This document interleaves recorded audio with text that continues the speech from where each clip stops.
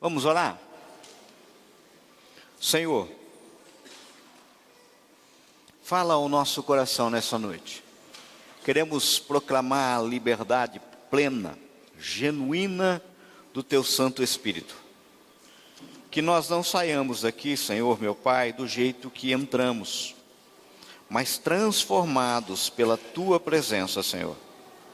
Importa, Pai querido, Pai amado, que Tu me esconda atrás da cruz do Teu Filho amado Jesus, e só a Tua presença seja manifesta, Pai. Faz isso, Senhor, porque a Tua igreja ora, em nome de Jesus. Amém? Quem aqui não conhece, ou nunca ouviu falar, na série de filmes do Agente 007? Eu acho que todo mundo conhece.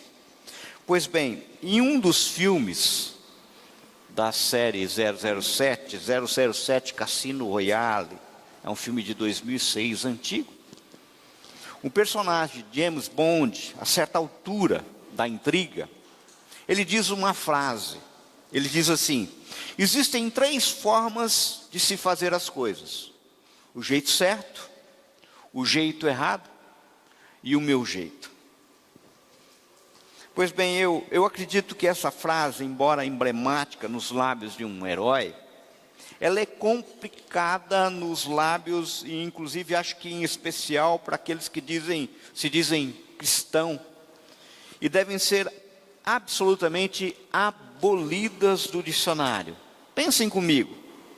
Para nós que estamos aqui, temos uma caminhada a ser cumprida. Acho que não há dúvida de que o jeito certo é o jeito de Deus, é o padrão de Deus. Já o jeito errado é o jeito de diabo, o padrão do inferno. Acho que dá para concordar sobre isso, né? Uma forma bem clara. E sendo assim, o meu jeito, ou é exatamente o jeito de Deus que é o certo, ou será absolutamente errado. E olha que eu não estou falando de objetivo final, mas do jeito de fazer as coisas, ou seja, de caminho correto a ser percorrido e suas nuances, regras que não podem ser quebradas, princípios que devem ser seguidos sob pena de invalidar a chegada. É aquilo que eu falei alguns dias atrás a respeito daquilo que Paulo escreve em 2 Timóteo capítulo 2, verso 5. Paulo diz assim: nenhum atleta é coroado como vencedor se não competir de acordo com o regulamento, de acordo com a regra. Pensando nisso, eu me lembrei de um texto, de algo que eu havia estudado e recentemente eu vi recordado nos lábios do Luciano Subirá. Cheguei inclusive essa semana a conversar sobre esse assunto com a Ana, com a Pati, o Alfredo. Por isso eu gostaria que vocês abrissem a Bíblia em Êxodo capítulo 4. Nós vamos ler 3 versículos, você que me acompanha em casa. Êxodo capítulo 4, a partir do verso 24. Quem não trouxe a Bíblia, vai poder ver aí no telão, na linguagem NVI. Êxodo capítulo 4, verso 24, 25 e 26. Diz assim a palavra do Senhor: numa hospedaria, ao longo do caminho, o Senhor foi ao encontro de Moisés e procurou matá-lo. Mas Zípora pegou uma pedra afiada, cortou o prepúcio de seu filho e tocou os pés de Moisés e disse: você é para mim um marido de sangue. Ela disse marido de sangue, referindo-se à circuncisão. Nessa ocasião, o Senhor o deixou. Convenhamos, este é um dos textos que ou passam despercebidos ou dão assim muitas vezes um nó na cabeça da gente. Vocês se lembram do contexto? É importante a gente situar o contexto. No capítulo 2 de Êxodo, nós temos o relato do nascimento de Moisés, da estratégia utilizada para lhe salvar a vida, da sua adoção pela filha de Faraó, e no mesmo capítulo nós já temos Moisés matando um egípcio e fugindo para Midian. Já no capítulo 3 de Êxodo, nós temos a cena de Deus falando com Moisés no meio da sarça ardente e lhe dando uma missão: retornar para o Egito a fim de libertar o povo, o seu povo, da escravidão. O capítulo 4 começa com Deus outorgando poderes a Moisés. Nós vemos, se nós olharmos o capítulo 4, que Moisés fica assim meio que relutante, até tenta resistir à ideia, à missão dada por Deus, mas logo depois nós vemos Moisés em obediência, se pondo justamente em marcha para o Egito. Daí nós chegamos ao texto que lemos, um texto aparentemente estranho, onde lemos que no caminho para o Egito, Moisés e a sua família param em uma hospedaria, e o Senhor foi ao encontro de Moisés e procurou matá-lo. É assim que está escrito no texto. À primeira vista, pode parecer que nós estamos diante de um Deus assim, bipolar, né? Ou seja, um Deus louco, um Deus temperamental. Pois num primeiro momento, parece para Moisés, lhe dá uma missão, e quando o camarada se põe a caminhada justamente para obedecer a ordem que foi lhe dada, o Senhor resolve matá-lo. Como assim? O que está por trás disso? Essa é a pergunta. O que aconteceu? Por que temos essa passagem bíblica? Queridos, entendam, Paulo, quando escreve a sua segunda carta para o seu aluno Timóteo, lá no capítulo 3, após, digamos, elogiar o fato de Timóteo conhecer as sagradas letras desde criança, ele diz textualmente assim, olha só, 2 Timóteo 3, 16 e 17, presta atenção: toda a escritura é inspirada por Deus e útil para o ensino, para a repreensão, para a correção e para a instrução na justiça, para que o homem de Deus seja apto e plenamente preparado para toda boa obra. Ou seja, essa passagem que lemos em Êxodo 4, 24 a 26, não está aí por acaso. Não é algo assim, digamos, sem importância. É algo que nós precisamos observar, pois quer nos trazer, muitas vezes, repreensão, quer nos trazer correção, quer nos trazer instrução da justiça, nos preparar para fazer do jeito certo. A coisa certa deve ser feita do jeito certo. Ou seja, entendam, tudo que foi escrito no Novo Testamento, tudo que foi escrito no Velho Testamento, foi escrito para nosso exemplo e nossa advertência. Não é algo sem propósito. Não existe texto bíblico que não tem razão de ser, sabe?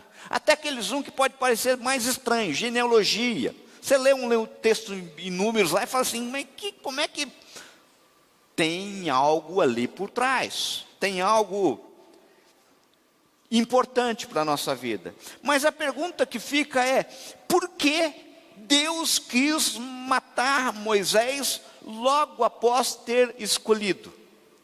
Vocês já se perguntaram isso? Por que isso? Vejam, no caso não se sabe ao certo como Deus quis matar Moisés. Porém está claro que de alguma forma, Zípora, a esposa de Moisés, percebendo o que deveria ser feito, tomou uma atitude, porque nós lemos no verso 25, 26 assim, olha só: mas Zípora pegou uma pedra afiada, cortou o prepúcio do seu filho e tocou aos pés de Moisés e disse, você é para mim um marido de sangue. Ela disse, marido de sangue, referindo-se à circuncisão. Nessa ocasião, o Senhor o deixou. Ora, pense comigo, no caso, fica claro que essa intervenção de Zípora deixa claro o motivo do desagrado de Deus. Note que Zípora realiza a circuncisão do filho de Moisés, de Gerson, usando o instrumento cortante que tinha as mãos. A circuncisão, apesar de ainda não existir na lei de Deus escrita, era praticada pelo povo de Deus por conta de uma ordem de Deus a Abraão. Se você tiver a tua Bíblia, puxa para o capítulo anterior, Gênesis capítulo 17, vamos ver o que o Senhor fala a respeito da circuncisão. Capítulo 17, verso 9, dá uma olhadinha aí, olha só o que está escrito. De sua parte, disse Deus a Abraão, aqui é a aliança que o Senhor está fazendo com Abraão. Guarde a minha aliança, tanto você como seus futuros descendentes. Esta é a minha aliança com você e com os seus descendentes, aliança que terá que ser guardada. Todos os do sexo masculino entre vocês serão circuncidados na carne. Terão que fazer essa marca que será o sinal da aliança entre mim e vocês. Da sua geração em diante, todo menino de 8 anos de idade, 8 dias de idade, entre vocês terá que ser circuncidado, tanto os nascidos em sua casa, quanto os que forem comprados de estrangeiros, e que não forem descendentes de vocês. Sejam nascidos em sua casa, sejam comprados, terão que ser circuncidados. Minha aliança, marcada no corpo de vocês, será uma aliança perpétua. Qualquer do sexo masculino que for incircunciso, que não tiver sido circuncidado, será eliminado do meio do seu povo. Quebrou a minha aliança. Queridos, prestem atenção aqui, ó. Amados, entendam. Os fatos do texto mostram que Moisés e Zípora não haviam cumprido a ordem de Deus, nem cumprido a aliança abrâmica, pois a circuncisão deveria ser realizada no menino ao 8º dia de nascido, no máximo. Uma observação importante é que tanto Moisés quanto Zípora eram descendentes de Abraão. Moisés através de Isaque, filho de Sara, e Zípora através de Midian, filho de Quetura. Portanto, a circuncisão não era estranha para nenhum dos pais, nem para Zípora, nem para Moisés. Veja que quando Deus fala com Moisés no meio da sarça ardente, ele diz de uma forma bem clara, lá em Êxodo 3:6, eu sou o Deus do seu pai, o Deus de Abraão, o Deus de Isaque, o Deus de Jacó. Estava falando bem claro, olha, existe uma aliança aqui. Queridos, a circuncisão não era algo sem importância, não era apenas um rito religioso, ele era um mandamento, um sinal de aliança a ser seguido pelo povo hebreu. Era algo tão sério que, como lemos no verso 14, nós acabamos de ler o verso 14, qualquer do sexo masculino que for incircunciso, que não tiver sido circuncidado, será eliminado do meio do seu povo. Quebrou a minha aliança. Quero acreditar que o negócio aqui não era pura e simplesmente ser expulso, era eliminado. A palavra aqui é eliminado. A condição para estar no meio do meu povo, dessa condição de aliança, é essa condição que eu coloquei. Você poderia perguntar aqui, mas por que Deus foi tão severo a ponto de querer matar Moisés? Isso é algo que fica na mente, no coração da gente. Parece que Deus está sendo muito severo aqui. Queridos, entendam, embora tenhamos a visão de um Deus que é amor, nós não podemos esquecer que Ele é justo. Uma das explicações mais claras sobre essa questão é a relevância grandiosa que Deus dá ao testemunho dos seus servos. Moisés, sendo um servo de Deus, deveria observar detalhadamente as exigências de Deus. Ele precisava ser o exemplo. Tiago, né? O irmão de Jesus, quando escreve a carta, capítulo 2, verso 10, diz assim: quem obedece a toda a lei, mas tropeça em apenas uma das suas ordenanças, torna-se culpado de quebrá-la integralmente. Ou seja, gente, ordem é dada para ser obedecida em todas as suas nuances, de uma forma bem clara. Em outras palavras, é como se Deus estivesse falando para Moisés nesses termos: ou você arruma a sua casa, ou nós paramos por aqui. Você não serve para mim, pois você não está entendendo o alcance do chamado que eu estou lhe propondo. Entendemos os termos do chamado. Ou você se arruma, ou nós paramos aqui. É muito importante que nós entendamos um princípio básico. E esse princípio é que qualquer relacionamento que queiramos ter com o Senhor começa obrigatoriamente com arrependimento.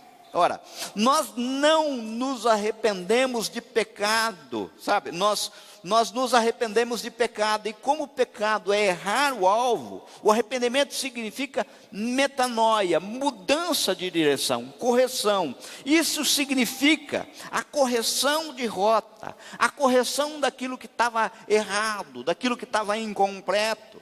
Um grande problema é que muitos até sentem tristeza pelos erros cometidos, mas obtêm tão somente remorso. E convenhamos, remorso não é arrependimento, pois não muda a direção, não corrige a rota, não vê aquilo que está errado para ser corrigido.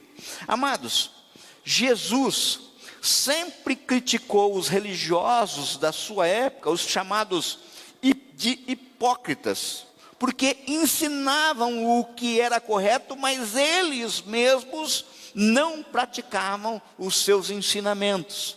Era isso que Deus estava mostrando para Moisés. É isso que Deus estava deixando claro para Moisés. Como Moisés iria proclamar as verdades de Deus aos outros, não era permitido por Deus que sua vida fosse uma coisa e as suas palavras fossem outra. Deus exige coerência. É isso que tem claro nesse texto. Tudo deveria estar alinhado com a vontade do Senhor. Entretanto, Moisés não observou um ponto importante que deveria ter sido observado: a circuncisão de seu filho. Ou seja, antes de pedir que outros lhe obedecessem, o próprio Moisés tinha que aprender o significado de obediência. Ele tinha que o quê? Dar exemplo. É a mesma coisa de vocês ouvirem de mim aqui do púlpito qualquer coisa, e isso que eu falar aqui estiver totalmente desalinhado com a minha vida lá fora, com a minha vida no meu lar, com a minha vida onde eu trabalho, não importa. Fica incoerente. Vocês lembram daquela frase do tio do Peter Parker, o Homem-Aranha? Ele fala assim, olha só: grandes poderes, grandes responsabilidades. Imagina aquilo que estava sendo colocado na mão de Moisés, aquilo que Deus estava confiando a Moisés. Qual a importância de Moisés na história?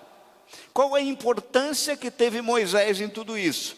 De acordo com o texto, Moisés não havia circuncidado o filho. Não se sabe o porquê o exato, por que ele não fez. Entendam, inclusive aqui eu queria deixar bem claro algo, eu queria que vocês guardassem isso no coração. Naquilo que a Bíblia não é clara, você não pode atribuir certeza. Você pode especular, mas atribuir certeza naquilo que não é claro, não dá. Mas possivelmente isso se deu para agradar a Zípora, sabe? Nenhuma mãe gosta de um filho sendo mutilado, né? Tá? Embora seja um costume, a mãe pode ter, para o sexo feminino, para a mãe, talvez essa aliança era algo assim, meio difícil de engolir, tá? Algo assim, mas isso é só especulação.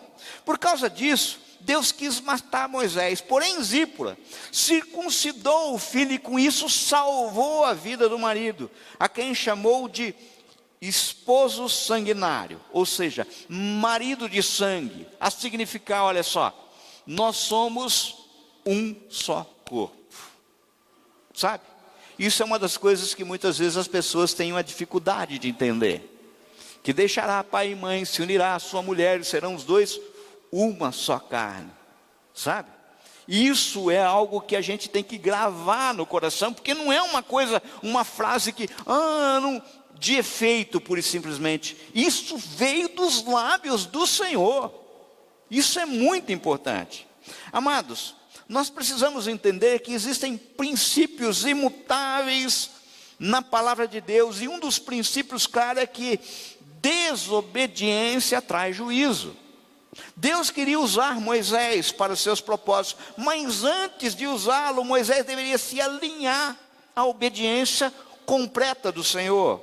Queridos, Moisés recebeu revelações grandiosas e tinha uma proximidade muito grande com Deus. Isso lhe foi dado como uma bênção. E por isso a cobrança seria grande, maior ainda. Como Jesus ensina de uma forma bem clara em Lucas 12:48. Mas aquele a quem muito foi dado, muito lhe será exigido. E aquele a quem muito se confia, muito lhe será pedido, solicitado. Essa é uma regra do Velho Testamento, é uma regra do Novo Testamento, é uma regra para nós todos. Isso é claro. Isso explica o nível de exigência maior para Moisés. Mais tarde, inclusive, Deus não permitiu que Moisés e Arão entrassem na terra prometida por causa de uma desobediência. Deus disse, vocês lembram bem, né? Deus disse assim, olha só, toca na rocha, mas Moisés feriu a rocha. Todos viram água brotando da rocha, de modo que poderiam pensar assim, Deus está nesse negócio, Deus está com Moisés. Mas por isso Moisés não entrou na terra prometida. E no caso, pode parecer que Deus foi muito duro com Moisés. Mas Deus não é duro. Deus é justo. Ele não fez algo tipo assim, olha, você não está sabendo. As minhas ordens devem ser obedecidas. As suas ordens devem ser seguidas. Isso nos mostra claramente o nível de alta exigência para com Moisés. Como é que ele deveria se comportar em relação ao Senhor. Sendo assim, fica evidente nessa ocasião do texto que lemos que Deus quis matar Moisés não por uma vontade, mas por uma questão de justiça, deixando claro que sua missão era extremamente relevante, o que exigiria uma dedicação à altura dessa grandiosa missão. Isso começava pelo cumprimento de princípios de obediência. Está ficando claro?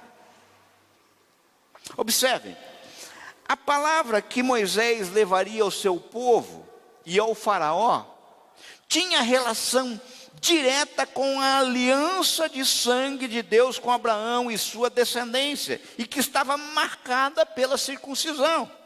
Moisés iria dizer aos hebreus da parte de Deus, mais ou menos assim, vocês são o meu povo, eu não esqueci do compromisso, eu fiz uma aliança com vocês através de Abraão.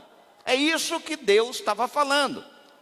E ao mesmo tempo, ele iria dizer e mostrar para o faraó, camarada, você fez uma escolha errada, mexer com esse povo que é do Deus Altíssimo, você está complicado, você está enrolado, por isso é melhor você deixar eles ir, porque senão a coisa vai ficar feia.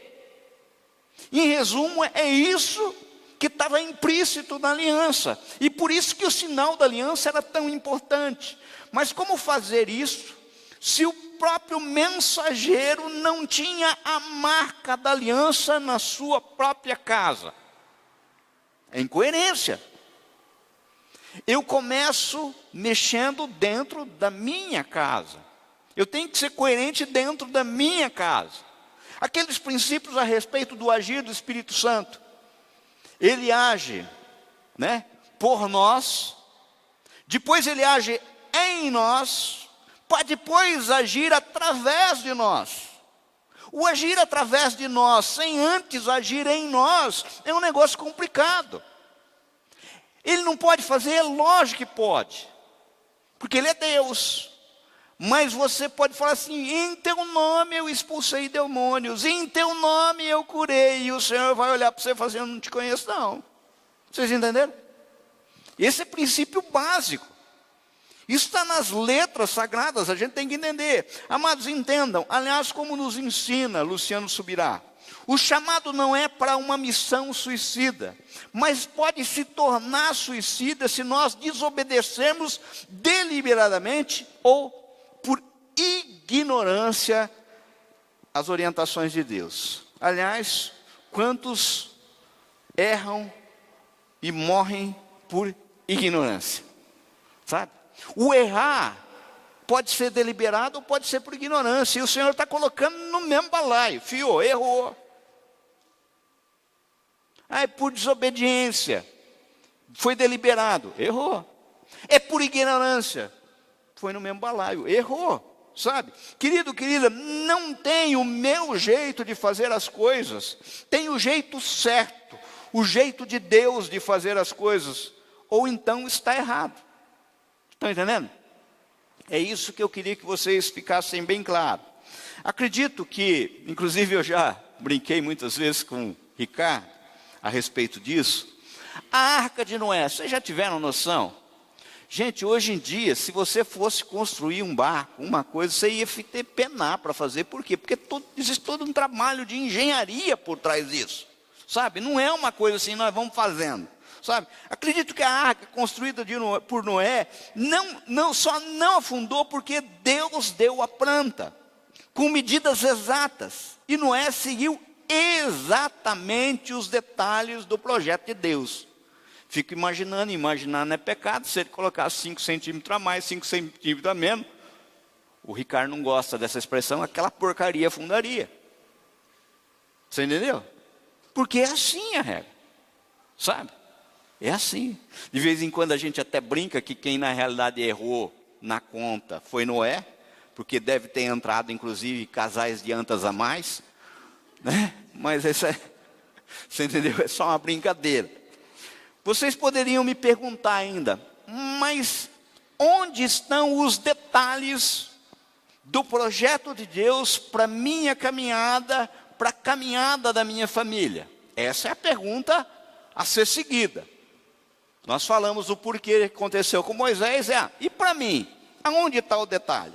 Amados, entendam, Jesus disse claramente: e conhecerão a verdade, e a verdade os libertará. João 8,32. Gente, essa palavra não é palavra de palanque, tá? Isso é palavra de Deus. Pelo que? Solo escritura, no sentido de que a palavra de Deus é nossa regra de vida e prática, de fé e prática. Muitos erram por desconhecer as Sagradas Escrituras. Inclusive, a veem muitas vezes de forma equivocada. Eu ainda, se Deus permitir, eu vou trazer a respeito desse assunto da sola escritura. Quer exemplo, por exemplo, de erro comum? Muitos veem a Bíblia como um livro mágico, sabe? Aquele livro aberto no Salmo 91, e tipo assim, já porque está aberto no Salmo 91, eu não vou ter problema nenhum. Como é que alguma coisa vai acontecer? Está aqui uma promessa do Senhor. Atribuem ao livro da palavra de Deus um poder mágico que não existe no livro em si. Atribui algo que não dá, mas a Bíblia não é mágica. A Bíblia traz, no geral, princípios e regras, mas ela não é exaustiva, queridos. Por que não é exaustiva? Vamos imaginar aqui. Vamos supor, você vai num médico, né? Você vai lá no Dr. Túlio ali, o Dr. Túlio dá uma olhadinha no você e fala assim: você precisa tomar catafrã. Como você é muito bíblico, você quer confirmação. Daí você abre a Bíblia e olha, você não vai achar catafrã na Bíblia. Não tem catafrã na Bíblia. Então fala assim: não, eu não vou tomar não, porque esse remédio que ele está me dando não é bíblico. Gente, parece um absurdo, mas tem gente que age assim, sabe? Tem gente que fala assim, Deus, fala comigo, eu estou numa situação terrível. E daí abre no sorteio, né? E foi Judas e se enforcou. Não, Senhor, não é isso. Ele fecha tal, e abre outra vez. O que tiver que fazer, faça depressa. E faz tu mesmo. Gente, você entendeu? Tem gente que olha a Bíblia desse jeito. Entendam, a Bíblia é a base e verdade absoluta naquilo que é clara. Não há espaço para relativismo naquilo que ela aponta com exatidão. Mas tem algumas coisas que não estão na Bíblia. Agora, princípios estão na Bíblia. Agora, observem, a questão não reside só no fato de não conhecer os detalhes que o Senhor deixa claro em sua palavra, mas também no fato de conhecer e simplesmente não praticar. Ou seja, pois tem muitas pessoas que até conhecem, mas deliberadamente desobedecem. Por exemplo, a palavra é muito clara. Sexo fora do casamento é proibido. Tá. Tem alguma dificuldade em entender isso? Fala a verdade. Tem alguma dificuldade em entender a clareza de uma palavra dessa? Sabe? Os mentirosos não herdarão o reino do céu. Tem alguma dificuldade em entender isso? As pessoas simplesmente, deliberadamente desobedecem. Muitos podem pensar que esse princípio de que estamos falando aplica-se tão somente para aqueles que tiveram um chamado especial da parte de Deus. Vamos pegar aqui, né? Isso aí só se aplica para Noé. Isso só se aplica para um homem que nem Moisés ou outro heróis. Agora, pensar assim é um engano. Você pai, você mãe, por exemplo.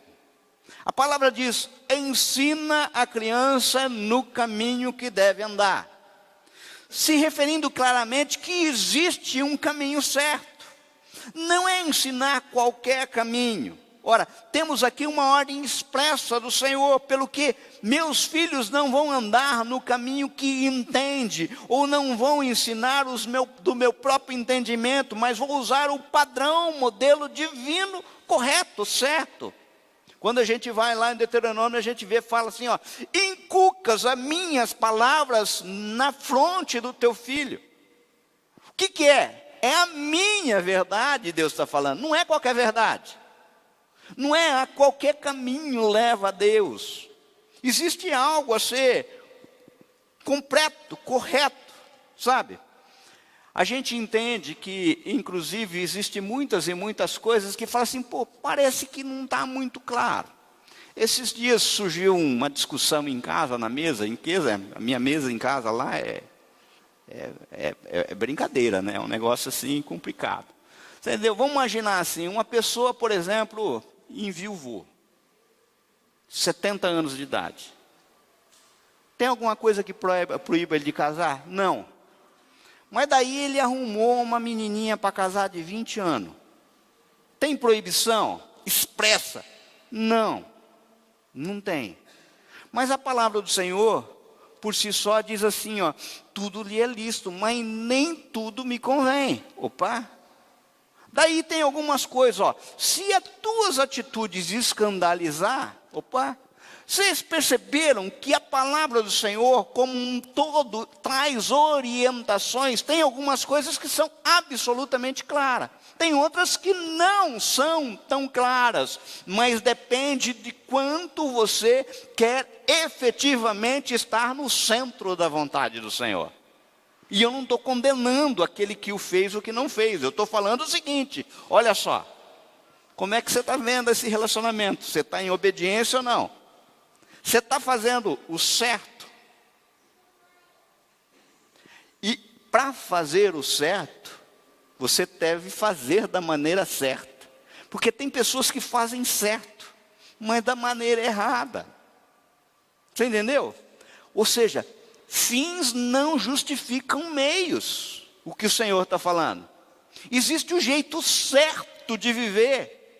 Existe uma caminhada cristã e essa caminhada tem o caminho correto. A porta é estreita, o caminho é estreito, existem algumas regras a serem cumpridas, sabe? Pois muitas e muitas pessoas com suas atitudes, inclusive, que eu tenho visto muito em moda hoje em dia, tá? Desonram pais, não buscam a proteção de Deus, sabe? De uma forma bem clara, tá? A gente tem que entender isso. Quem realmente diz amar ao Senhor, deve cumprir com os seus mandamentos, com o que Ele ordena em sua palavra. Assim está escrito em João 2, 3, 6, olha só. Ora, sabemos que o temos conhecido por isto. Se guardamos seus mandamentos, aquele que diz, eu conheço, e não guarda seus mandamentos, é mentiroso, e nele não está a verdade. Aquele, entretanto, que guarda a sua palavra, nele verdadeiramente tem sido aperfeiçoado o amor de Deus. Nisso sabemos que estamos nele. Aquele que diz que permanece nele, esse deve também andar assim como ele andou.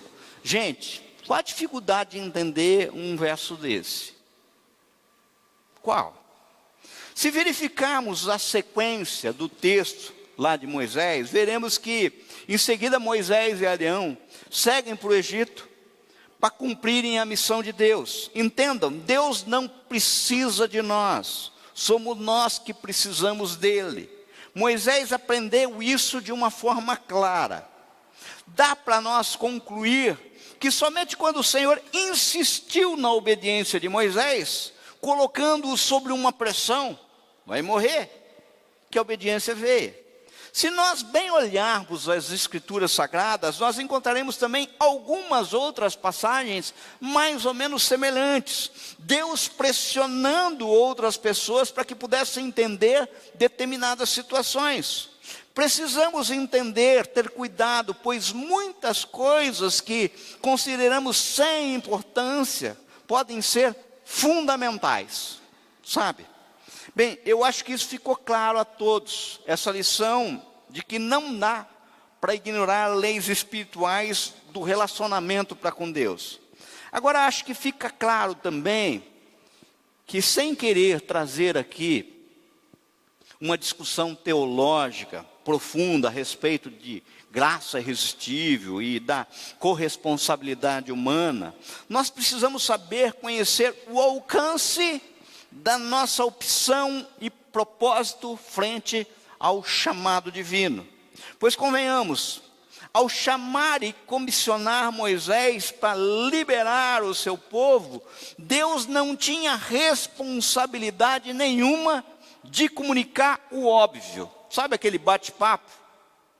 Sabe, lá na sarça, dizendo, ó, te chamei porque você é do meu povo, eu te chamei, tal, tal. Ó, mas vem aqui, deixa eu soprar para você, ó. Rapaz, tem uma coisa errada, acerta lá, tal, tal. Ele não tinha obrigação de falar nisso. Sabe por quê? Porque estava implícito. Sabe? É aquilo que já estava claro. Deus deixa claro isso aí. É como se eu falasse aqui, né? Eu vou pegar aqui outra vez o Túlio aqui. Ô Túlio, faz uma sutura. Eu preciso falar para ele assim, olha, você precisa de asepsia. Olha, o material que você vai usar precisa estar esterilizado. Eu preciso falar isso para o Túlio, médico? Preciso? Não preciso. Está claro, está evidente, são regras absolutas. Deixa eu explicar melhor. Abram a Bíblia de vocês em Lucas capítulo 14. Nós vamos ler a partir do verso 26. O Senhor Jesus volta-se para a multidão que o seguia, e ele diz as seguintes palavras, ele faz assim, olha só, Lucas 26, tá? Isso aqui é para encerrar tudo que nós estamos falando hoje, para ficar bem claro. Se alguém vem a mim e ama mais o seu pai, sua mãe, sua mulher, seus filhos, seus irmãos e irmãs, e até a sua própria vida mais do que a mim, não pode ser meu discípulo. E aquele que não carrega a sua cruz e não me segue, não pode ser meu discípulo. Daí ele começa a fazer assim, olha, faz um balanço da tua vida. Qual de vocês, se quiser construir uma torre, primeiro não se assenta e calcula o preço para ver se tem dinheiro suficiente para completá-la? Pois se lançar o alicerce e não for capaz de terminá-la, todos que virem rirão dele. dizendo: esse homem começou a construir e não foi capaz de terminar. Ou qual é o rei que, pretendendo sair à guerra contra outro rei, primeiro não se assenta e pensa se com 10.000 homens é capaz de enfrentar aquele que vem contra ele com 20.000? Se não for capaz, enviará uma delegação enquanto o outro ainda está longe e pedirá um acordo de paz. Da mesma forma, olha só, da mesma forma, qualquer de vocês que não renunciar a tudo que possui não pode ser meu discípulo. Daí ele completa: o sal é bom, mas se ele perder o sabor, como restaurá-lo? Não serve nem para o solo, nem para adubo, é jogado fora. Aquele que tem ouvidos para ouvir, ouça. Amados, vocês já ouviram aquilo que vão continuar ouvindo aqui desse púlpito. A salvação é de graça, mas a graça não é barata. Vou repetir: a salvação é de graça, mas a graça não é barata. Vejam, queridos, fica claro aqui que Jesus nunca enganou ninguém sobre o custo do discipulado. Existem algumas verdades que não podem ser ignoradas nesse texto que nós lemos em Lucas. Primeira verdade: se você acompanhar do verso 25 ao 26, você vai ver que o compromisso com Cristo exige primazia absoluta. Nada e nem ninguém pode se interpor entre o discípulo e seu mestre. Quem segue a Cristo precisa muitas vezes aborrecer o pai, aborrecer a mãe, mulher, filhos, irmãos. Entenda, colocar laços familiares acima do compromisso com Cristo desqualifica o indivíduo para ser discípulo de Cristo. Isso fica claro na palavra do Senhor.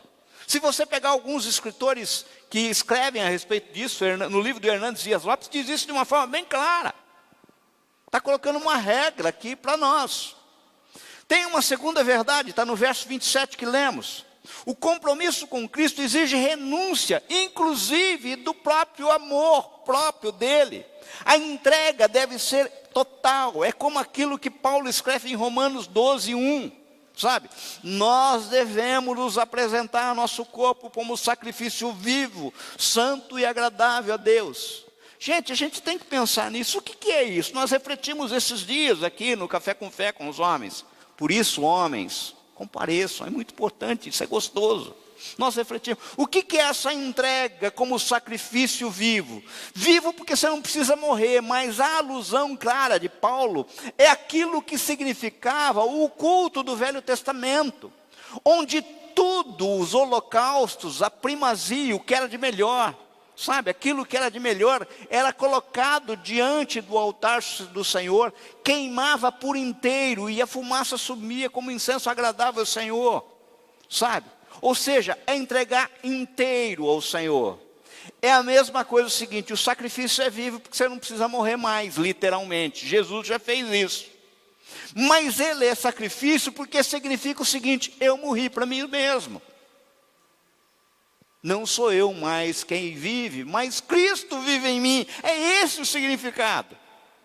Entregar-se como um sacrifício vivo. A terceira verdade, nós vemos do verso 28 ao 32. É compromisso com Cristo exige uma avaliação de custo. Gente, percebam que Jesus conta duas parábolas. Uma envolve a construção civil e outra envolve o aspecto de guerra. Isso para mostrar que antes de seguir Cristo, nós precisamos saber qual é o preço do discipulado, pois como diz o Hernandes Dias Lopes, a cruz precede a coroa e o sofrimento precede a glória. Ninguém aqui é enganado, gente. Aqui nós não estamos fazendo assim, olha só, vou falar para vocês, ó, aceite Cristo que vocês viram um mar de rosa. A tua vida não é isso. Mas é o jeito certo de viver. Existe uma promessa, existem bênçãos. A quarta verdade é aquilo que está disposto no verso 33 que nós lemos. O compromisso com Cristo exige renúncia, inclusive dos bens. Veja que Jesus, após falar da renúncia de relacionamentos e do cálculo de custo, Jesus aponta que a renúncia deve ser radical. O que o Senhor está falando aqui é do perigo do amor ao dinheiro. Ele não está falando da proibição de riqueza, gente, não é isso, entendam. Ele não está falando de rasgar a nota de 100 aqui, não. Não é isso. Mas ele está falando da primazia do Senhor e do seu reino na nossa vida. Do jeito certo de fazer as coisas. Do jeito certo de viver. Amados, nós precisamos entender de uma vez por todas o óbvio, que andar com Jesus e cumprir a caminhada olhando para o autor e consumador da nossa fé significará que existirão bônus, mas também existirão ônus. O Senhor Jesus nos chama e nos oferece recompensa, bônus, privilégios, alguns imediatos inclusive, sabe? Aquilo que só o Senhor pode dar. O Senhor nos oferece, por exemplo, uma paz que o mundo não dá.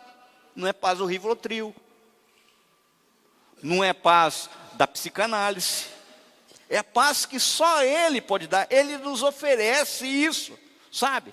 Ele nos dá uma promessa de sermos reconhecidos como Filho de Deus, coisas imediatas, mas tem algumas que é no porvir, na eternidade, mas também nos impõe responsabilidades, exigências. Não é assim, olha só, toma tudo e não me dá nada. Quando o Senhor Jesus fala no capítulo 11, verso 28 de Mateus, fala a respeito de jugo. E ele não fala assim, olha só, o teu fardo é muito pesado, eu vou tirar e não vou te dar nada. Ele diz assim, o meu jugo é suave. Tem um jugo, gente. Tem algo a ser carregado. Tem um preço.